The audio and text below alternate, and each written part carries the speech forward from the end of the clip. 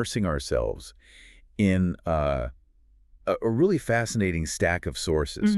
They're all focused on the concepts of spiritual unity and fellowship, drawing heavily from the Apostle Paul's letters. We're talking Ephesians and Colossians, right? That's right. And our mission really is to get at this powerful theological twist that these documents present. A twist. I like that. Yeah, because we're looking at a concept that I think for many people feels like this aspirational goal, something that's always just out of reach. Unity. Unity. But what's so striking is that our sources argue that unity isn't something we have to, create. It's something we're explicitly commanded to keep. To keep or to guard. Exactly. And the visual context they give for this is, it's just so memorable I can't get it out of my head. Oh, the image, yes. It's this picture of, ultimate impossible harmony. You have a huge bear, a tiny chick, and a lamb all holding hands. Yeah. And right above them is this urgent command from Ephesians chapter 4. Keep the unity of the Spirit. Right. It immediately tells you this isn't about natural agreement. It can't be. This is about a supernatural bond. Yeah, it has to be. And that image is so important because it shifts the whole premise.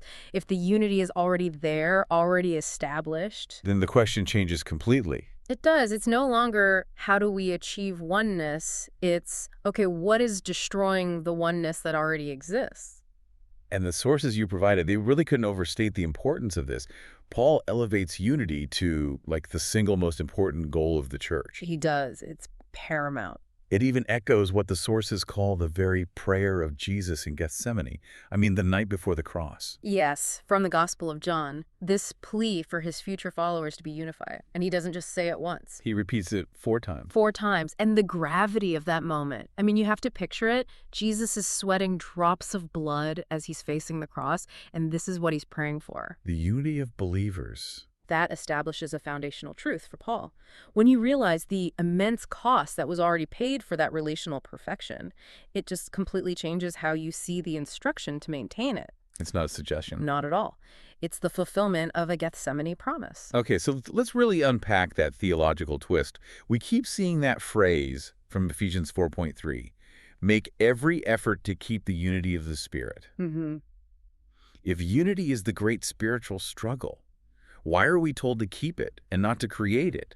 That feels like it contradicts our lived experience, right? We see division everywhere. And that tension you just pointed out, that gap between the divine promise and the human reality, that is precisely what this deep dive is for. Okay. The synthesis from all this material explains that unity isn't some future goal. It's described as a finished reality, something already accomplished by the Holy Spirit. A finished reality. Okay, tell me more about that. What makes it finished? It's rooted in a spiritual, a positional truth.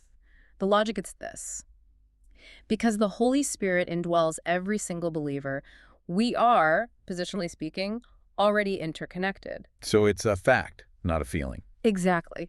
Think of it less like a house you're trying to build and more like a family bond. Like the bond you have with a sibling. You don't create that bond. It's just a fact of your birth. Right. You're simply instructed to, maintain the peace within that already established relationship. Wow. Okay, that really does shift the burden, doesn't it? If the work of creation is done, all our energy moves from this striving for an impossible result to simply preserving something that's already there.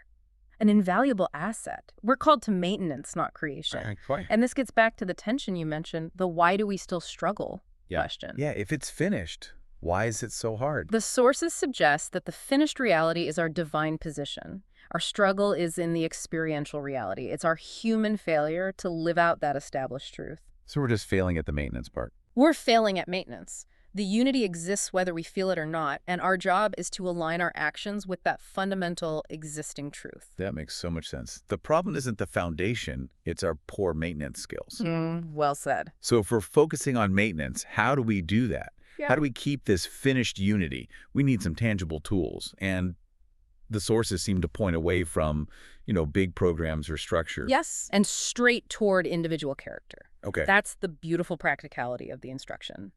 If unity is guarded, what are the guards? The sources outline 4 specific divine traits. Fruits of the Spirit, actually. And they're presented as the most powerful weapons for guarding unity. Let's dedicate some time to these. They're listed right there in Ephesians 4.2. Yeah. Humility, gentleness, patience, and love. So, humility. Yeah. How does that function as a weapon against division? Humility is the first line of defense. Because if you think about it, division almost always starts with pride. Right. My way is better. My idea is the right one. Precisely. The belief that my perspective is superior. Humility is the opposite of that. It allows us to see other people as inherently worthy of honor, not because they've earned it, but because they share the same spiritual foundation as we do. It removes the entire basis for judgmental comparison. And what about gentleness? That word can feel a little passive, yet you called it a weapon. It's anything but passive. It's strength under control. It's the active decision not to demand your rights or rigidly assert your own agenda. So it's a shock absorber. It's a perfect shock absorber. When disagreements come up, and they will, gentleness ensures your response is measured and compassionate, not reactionary and aggressive. I could see that. A lot of division is fueled by demanding others meet our personal standards. And gentleness releases that demand, which leads right into the next one, patience. This one's hard, especially when you feel strongly about something. Of course, but patience is simply the ability to extend the timeline for grace. Unity is constantly threatened by impatience, the desire for people to immediately conform to our expectations. Get on board now. Right. Patience recognizes that everyone is in a process. It lets us bear with one another even when we are deeply frustrating to each other. And then the fourth trait, which is really the umbrella over them all. Love is love. And the sources are clear that these qualities can't just stay internal. They're meant to shine outward, right? In our actions, our words, in our homes and communities. Absolutely. When this internal character-driven unity, which is guarded by humility, gentleness, patience, when that's manifested externally, the sources say the world senses the fragrance of Christ. That's a powerful phrase. It is. It creates a kind of magnetic pull. The unity itself becomes the greatest proof point, drawing hearts toward the Father's embrace.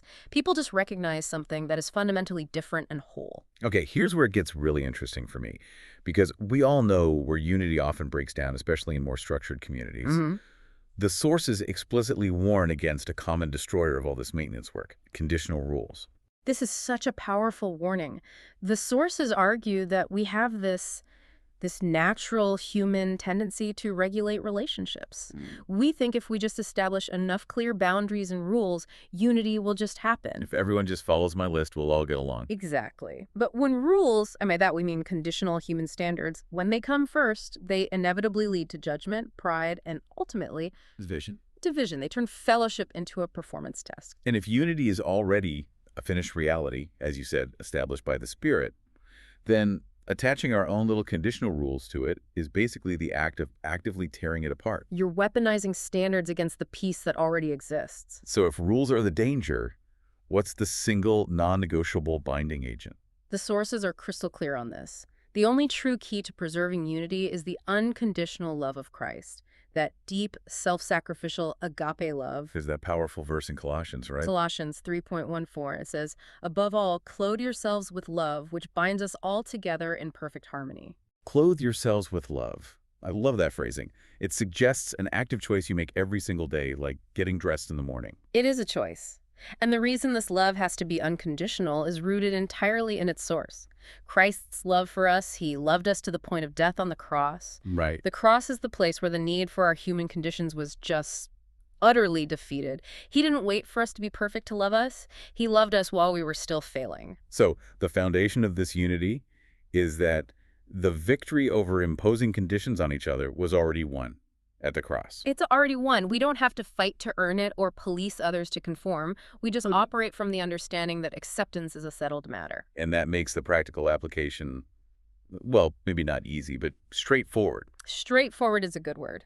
The personal response required today is to choose love over judgment. It means actively praying for the people the Lord has put in our lives and walking in obedience to that foundational command to love, a love that resists the urge to demand conditions. So if we connect all of this to the bigger picture, the profound synthesis of these sources is what? I think it's that the Holy Spirit has already secured the goal. Unity is accomplished. It's done. Therefore, our mission is fundamentally simple. Simple but not easy. Simple but not easy. It's to live each day in pure, unconditional love, guarding that established unity from attack. And that attack, the sources warn, will always come in the form of conditions. Always. The enemy seeks to destroy love by forcing us to say, I'll extend fellowship if you agree with my minor point of doctrine or if you follow my personal rule. Right. Our ongoing responsibility is just to let every word, every thought, every deed flow from that divine nature, humility, patience, gentleness, love, so that the world can clearly see the Father through the undeniable harmony of his people. Our task is to maintain the peace that's already been given. That's it. So what does this all mean for you? If unity is already a finished reality, what small conditioned rule are you currently holding on to? That standard or that judgment, that might be standing in the way of simply keeping the peace that is already there. That's the question to wrestle with. We're challenged to let go of the impossible, striving for creation, and instead embrace the simple work of preservation. Well, we really appreciate you sharing your sources with us and letting us take this deep dive. And we look forward to connecting with you again soon.